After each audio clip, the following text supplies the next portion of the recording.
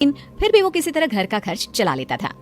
एक दिन पिद्दी किशोर से कहती है, किशोर तुम थोड़ा ज्यादा क्यों नहीं कमाते?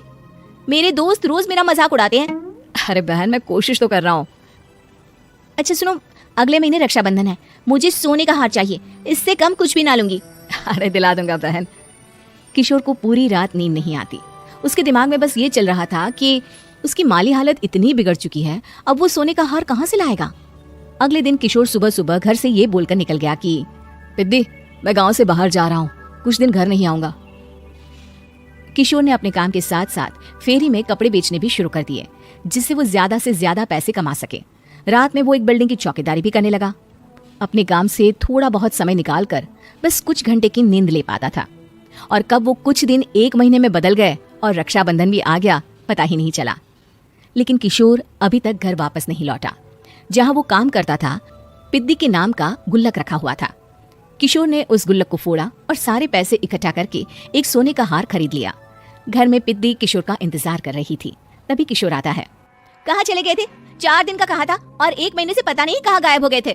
मैंने बस एक हार मांगा था और तुमने तो घर ही छोड़ दिया। अरे मुझे थोड़ा काम मिल गया था। कुछ नहीं, सब समझती हूँ, बहाने थे तुम्हारे। अपनी बहन के लिए इतना भी नहीं कर सकती, कैसे भाई हो? चलो यहाँ बैठो, राखी बांधती हूँ। पिद्दी ने किशोर को राखी बांधी। वैसे ही किशोर ने अपनी बहन के हाथ में सोने का हार रख दिया। उसकी खुशी का कोई ठिकाना नहीं था। वो मिठाई खिलाए बिना ही नेकलेस लेकर चली गई और शीशे के सामने अपने गले में हार रखकर देखने लगी। किशोर ने लड्डू उठाया और खुद ही खा लिया। ऐसे कई साल गुजर गए। एक दिन पिद्दी की नौकरी छूट गई। अब वो पूरी तरह किशोर पर डिपेंड हो गई थी। आए दिन किशोर को अपने महंगे महंगे शौक गिनाकर उससे पैसे मांगा करती थी। किशोर कुछ पैसे देना, मुझे पार्लर जाना है। किशोर बिना कुछ बोले उसे पैसे दे देता। ये क्या, 500? अरे इतने में तो मुझे पार्लर में एंट्री मिलेगी बस। अच्छा देता हूँ ना ज्यादा। अरे कैसे भाई हो, अपनी बहन के लिए इतना भी नहीं कर सकते। किशोर ने जेब से 2000 का नोट निकाला और उसे दे दिया।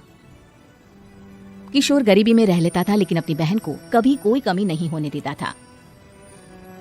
बेटा, पिद्दी तुम्हारी बहन है, उसे कभी किसी चीज की कमी मत होने देना और उसका ध्यान रखना, क्योंकि भाई का फर्ज होता है अपनी बहन का ध्यान रखना।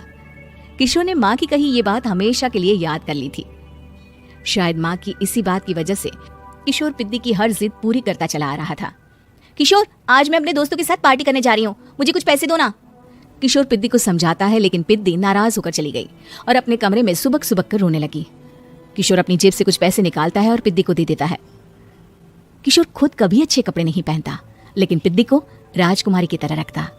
पिद्दी के जाने के बाद किशोर अपने काम पर निकल गया। एक तरफ पिद्दी अपने दोस्तों के साथ मस्ती कर रही थी, तो वहीं दूसरी तरफ किशोर पैसे कमाने के लिए कड़ी मेहनत कर रहा था। कुछ और दिन ऐसे ही बीत गए। एक दिन पिद्दी एक लड़के को लेकर घर आई और उसे किशोर से मिलवाया। किशोर, मुझे इस लड़के से शादी करनी है, लेकिन इनके मम्मी पापा बोल रहे हैं कि उनको दहेज में एक कार चाहिए, तभी वो मेरा और पंकज का रिश्ता कबूल करेंगे। लेकिन बहन, कार खरीदना कोई सब्जी खरीदने के बराबर तो नहीं है। अरे कैसे भाई हो तुम, अपनी बहन के लिए इतना नहीं कर सकते?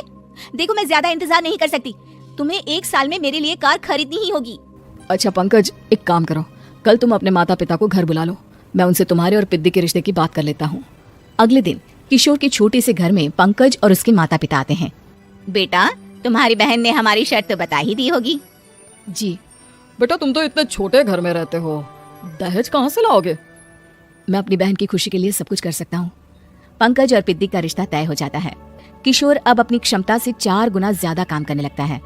सुबह सबके घरों में न्यूज़पेपर फेंकता, दिन में मजदूरी करता और रात में चौकीदारी करता। खूब मेहनत करके किशोर ने अपनी बहन की शादी के लिए पैसे जुटा लिए। उसने अपनी बहन के लिए कार खरीद ली। जब वो पिद्दी के ससुराल वालों से मिलने गया तो उन्होंने किशोर से और पैसों की मांग की।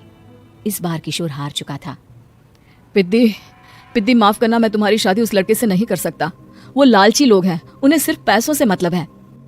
देखो किशोर, मैं पंकज से ही शादी करूंगी। क्योंकि पिद्दी ने तो किशोर की बात न मानने की जैसे कसम खा रखी थी। किशोर ने पंकज को घर बुलाया।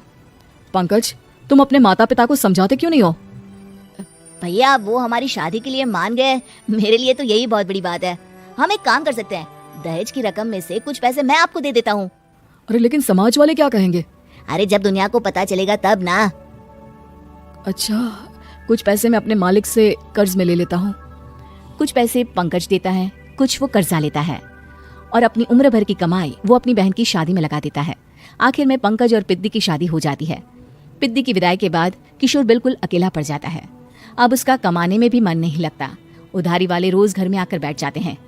अरे किशोर, अब तो पिद्दी की शादी को 5 साल हो गए, अब तो हमारा पैसा लौटा दो। चाचा, पिद्दी के जाने के बाद किसी भी काम में मन नहीं लगता। अरे तो हमारा पैसा कैसे वापस मिलेगा? जी, कुछ करता हूँ मैं। किशोर के ऊपर बहुत सा कर्जा चढ़ गया था, इसलिए उसने तय किया कि वो ये घर बेचकर सबके पैसे लौटा देगा।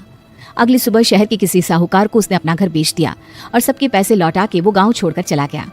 पिद्दी ने शादी के बाद कभी अपने भाई का हाल तक नहीं पूछा। किशोर को फर्क नहीं पड़ता था, बस ससुराल में उसकी बहन खुश है ये जानकर उसे खुद की खुशी मिलती थी और ये सोचकर कि उसने माँ से किया हुआ वादा पूरा कर दिया।